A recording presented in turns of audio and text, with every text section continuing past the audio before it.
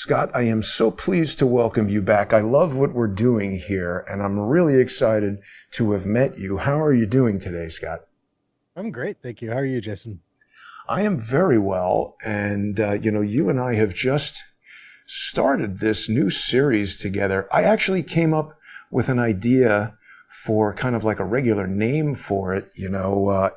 We always are naming the episodes creatively, but I think the overall effort here, Scott, is exposing General Flynn. And this is why I'm excited that you and I have met, because you know a lot of stuff about this that is outside really any of the stuff that I looked into, and we're sort of coming together and sharing all of this information. I know you have a lot of stuff for us today, particularly to do with Dinesh D'Souza. Why don't you let everybody know what we're going to be talking about, and then also when we are done here on YouTube and on X and on all the free platforms, people are going to be able to join us for a sponsor-exclusive, in-depth discussion on this topic.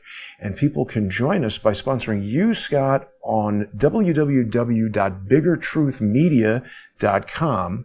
And they can also join people who are already sponsors, or if you'd like to become a sponsor of Crowdsource the Truth, you can also watch on odyssey.com/@crowdsourcethetruth and all of the other platforms. But you've got a big story for us here, Scott. So why don't you tell everybody what we're going to be talking about later during the sponsor exclusive segment? Sure. Yeah. So we're going to be looking at the 2000 Mules was a documentary done by Dinesh D'Souza with True the Votes, Catherine Engelbrecht, and Greg Phillips. And it was actually taken down, I think, about a year ago off of the Whoa. publisher's website Wow. because they got sued Oh, over man. false claims on it. But Dinesh D'Souza just over the weekend admitted that there was information there that was false. He says, and there's a direct quote, he says, we recently learned that surveillance videos used in the film may not have actually been correlated with the geolocation data. Now, that was a key aspect, key claim in the movie and in the book. He said further, I know that the film and my book create the impression that these individuals were mules that had been identified as suspected ballot harvesters. While all of these individuals' images were blurred and unrecognizable, one of the individuals has since come forward publicly and has initiated a lawsuit over the use of his blurred image in the film and the book. I owe this individual, Mark Andrews, an apology. So that came out over the weekend. So, Whoa. the mainstream media is really running with that and using kind of deceptive headlines saying that, okay, that the whole movie was false. And I tweeted this morning that, what he's really specifically apologizing for was some bad evidence, this false correlation. They were saying that the geolocation data, they kind of had a map, and Michigan was one of several states that they were looking at where they showed people's movement based on their geolocation data, which is, where they show where cell phones have been because they can track locations of cell phones. And so they were using that and then saying that, okay, here's this mule. They're saying that these people are mules, meaning that they were actually trafficking ballots illegally was the claim. And so they were showing their movements and then tracking that with what they said was surveillance footage that corresponded timestamp wise with those movements, so they could identify who these mules actually were. Like you said, they had their faces blurred out in the movie, but that was still a critical claim, a key claim in the movie. And without that, kind of the whole movie falls apart. But Now, wait a minute. I believe from the How? beginning that the theory behind the movie, the theory of Yeah. election that they were describing in that movie was actually accurate and true. I think Right. that's the most plausible theory that there is about 2020 election fraud. Hmm. And that theory in a nutshell is that third party NGOs who are overwhelmingly far left, like Soros linked organizations like Rock the Vote and others, and the Hillary Clinton Foundation and stuff like that, they were that they had access. They were given, especially like in Michigan. I'm not sure about in other states, but I'm pretty sure through Eric, they were given access to the voter roll data. And so they were able to either input voters directly onto the voter rolls, or they're able to access that data in real time and harvest ballots that were mailed out that they knew would not otherwise be voted. Because of the mass mail vote ballots in 2020 because of COVID, there was a lot of opportunity to find ballots that people weren't going to vote with. And so they actually had a plan on how they're going to harvest those ballots. The plan all along was for there to be a ballot for every vote. And I talked about on my show yesterday about how that actually corresponded, not even knowing that I hadn't seen this yet, that Dinesh D'Souza had made this announcement, but talking about the Insurrection Act and how there was going to be a ballot for every vote in 2020, so that if they could get Trump to sign the Insurrection Act, which would get the military to take over and confiscate all the ballots and machines in the 7 swing state counties, then they would actually find that there was a ballot for every vote and the whole thing would fall apart. But wouldn't that have been, let me interrupt for just a second, Scott. I mean, that would have been a mess if the military had started getting involved and said, no, Trump won. I mean, this really was, it seems, an effort to put a turd in the punch bowl, basically. I mean, this is basically because I appreciate what you're saying, and you obviously know a lot of these details quite thoroughly, but the bottom line is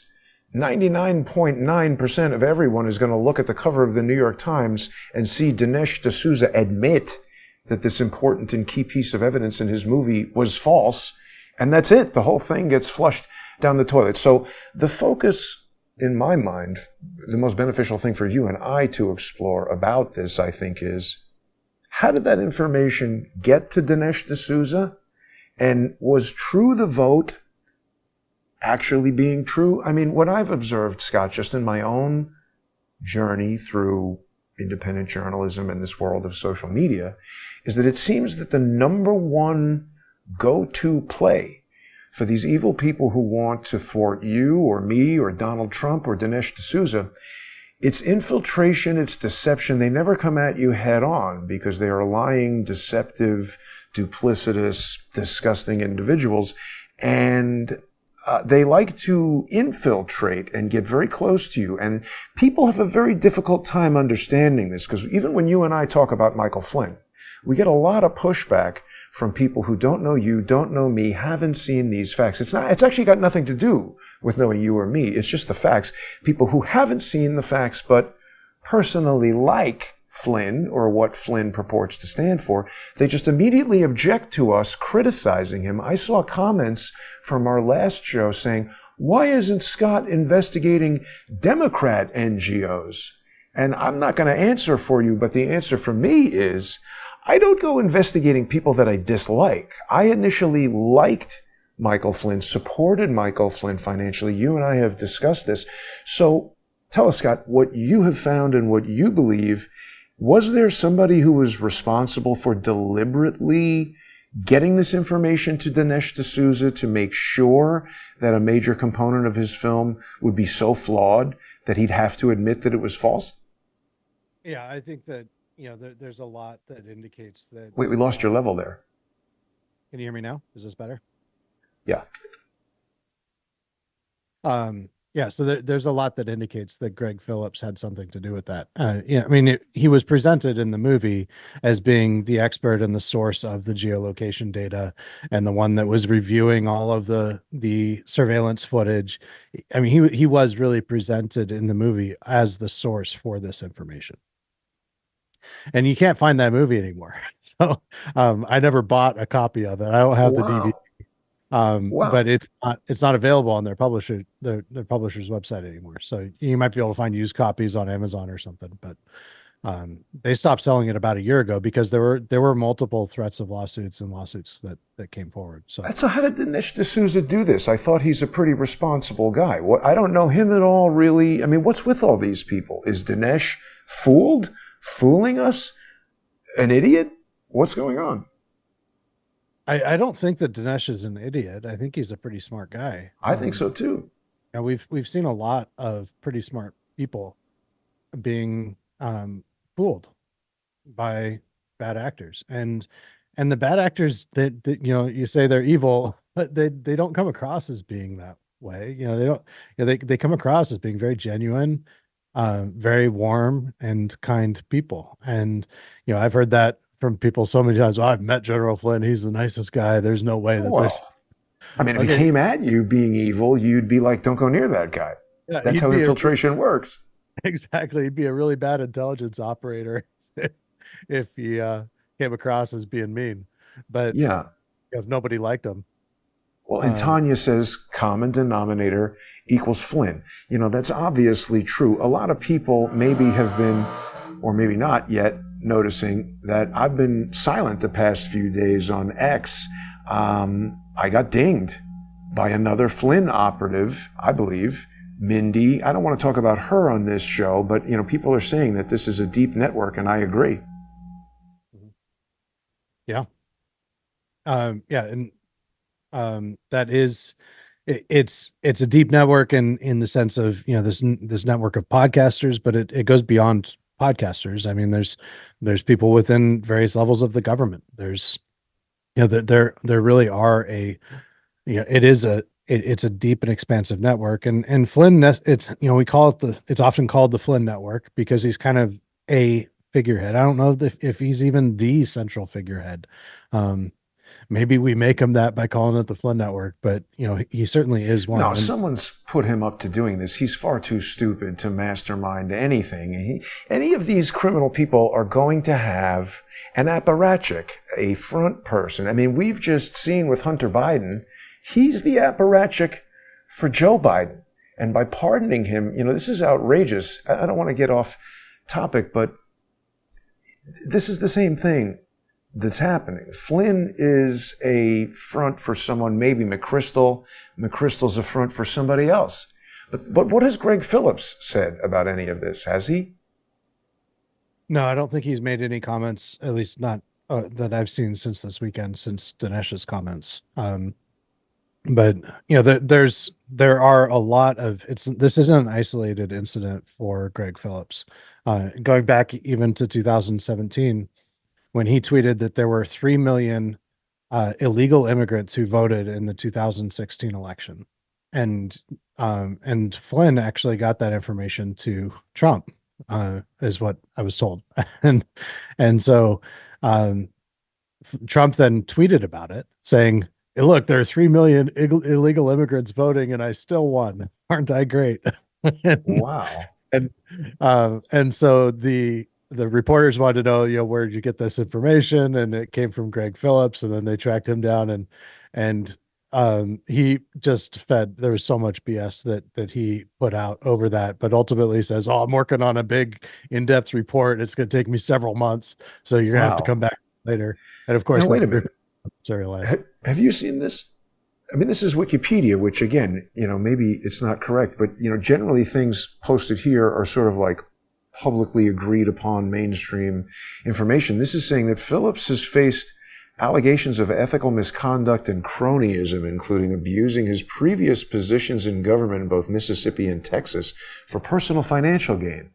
Phillips was found to award millions in government contracts to his own personal businesses or associates involved, and then were quietly shuttered years later. In a follow-up 1995 report, the Mississippi legislature concluded that Mr. Phillips' actions create the appearance of impropriety. So, I mean, did they look into this guy at all? If you're going to get somebody to audit something and verify the integrity of something, doesn't that person need to have integrity themselves? Yeah, you would think so. And I think he was really kind of benefiting off of Catherine Engelbrecht's name. I mean, they've been dating. They were dating at that time, and I think that I believe they still are. I'm not sure. What's her story here? I think that she was, she's the one that founded True the Vote. I think that she was a person of integrity, and I think that she kind of got honeypotted. Whoa. And she went to jail. I mean, that's my opinion. Yeah, they both went to jail over the Konnech thing, which is another example of just where they were very dishonest about making false accusations. Now wait a minute. What's the Konnech thing? Yeah, so Konnech is this company that provided services to election. I don't remember exactly the nature of their business, but the owner of the business was Chinese American, and they claimed that they were connected, that they had evidence that connected Konnech, that which was providing services um, to election administrators, clerks and supervisors and stuff. And so they claimed, Catherine and Greg claimed that they had data that showed that, yeah, Eugene Yu is the CEO, that showed that that Eugene Yu was working directly with the CCP, and that the CCP was using Konnech to infiltrate the election systems. And so he ended up suing them, and it had they got dropped by a lot of people. He actually ended up getting arrested Wait, in when you say they got dropped by a lot of people, what do you mean? Like lawyers or businesses? Who dropped them? He lost a lot of business. He lost a ton Okay, of business because from he this got lawsuit. he ended up actually getting arrested, Right. based on the allegations. Huh. Um, and so yeah, it had a huge Why would he impact. be arrested though if it's just a civil lawsuit? What did they do that was because the top of this thing says federal marshals escorted the leaders of True the Vote out of a Houston courtroom on Monday morning because they were in a courtroom and they refused to answer. So they were found in contempt of court. There we go. So they've been held in contempt of court for refusing to release a name. Now, I mean, don't they have some journalistic protection of it? They say, no, you're not journalists. Well, how did this happen? This is weird. Well, I think it's because they were, what they had was the basis of a criminal investigation, and they were making claims that were clearly defamatory. And so, I don't, the, the reason why he got arrested in Los Angeles of all places, just it always struck me as being very odd. I never understood it. But he ended up suing them. He won, and his name was cleared, and Eugene Yu, and he, Right.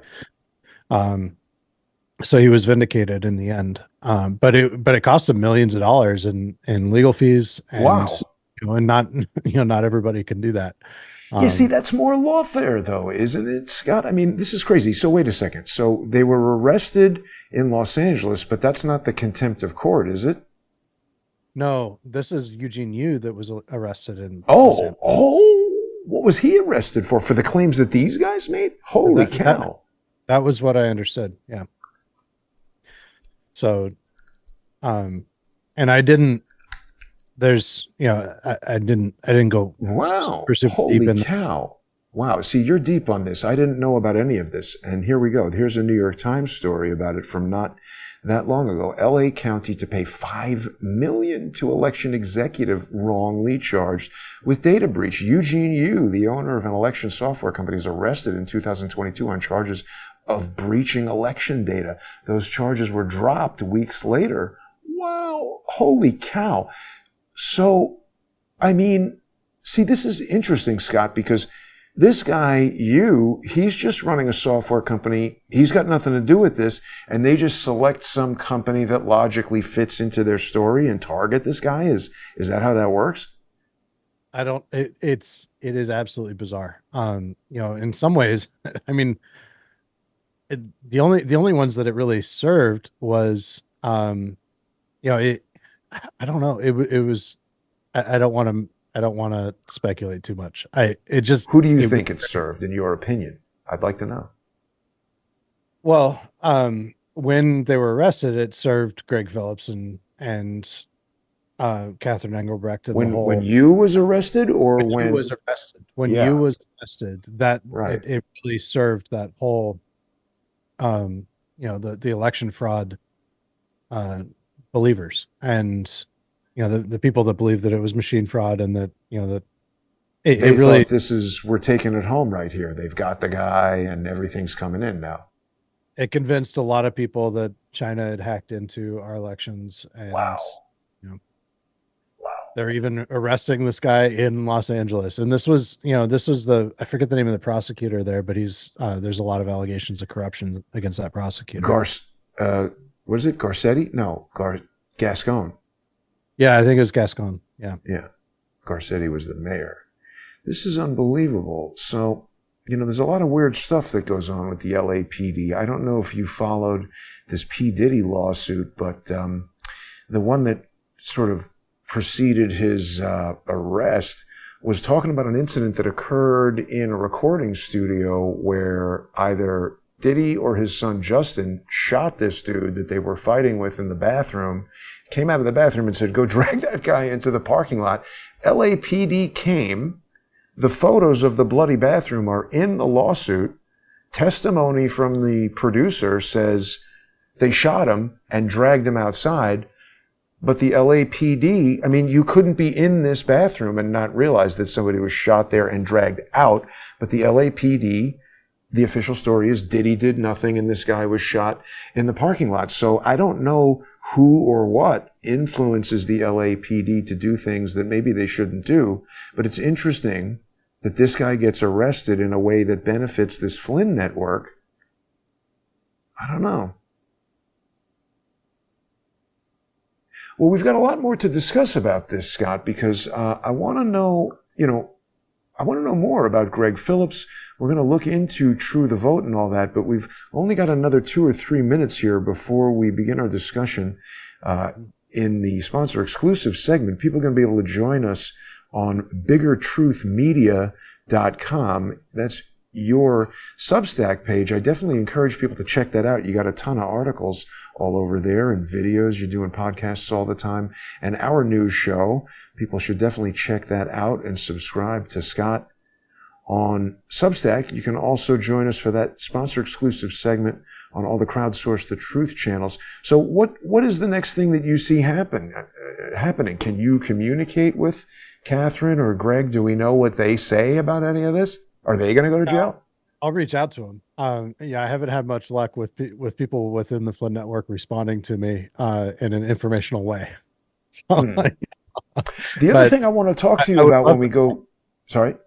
I would love to talk to them for sure. Yeah. And the other thing I want us to talk about is this nomination of Kash Patel. I don't really know that much about Kash Patel. What I do know looks positive, but I'm just very concerned that Flynn and Patrick Byrne and all these people seem so gung-ho on Kash Patel. We're going to have to talk about that. I don't know. Is that anything that you've looked into? Yeah, absolutely. I did a show about it yesterday. Oh, good. And I've looked into that quite a bit. And then the other thing that when I tweeted about this morning, that I also kind of showed a correlation with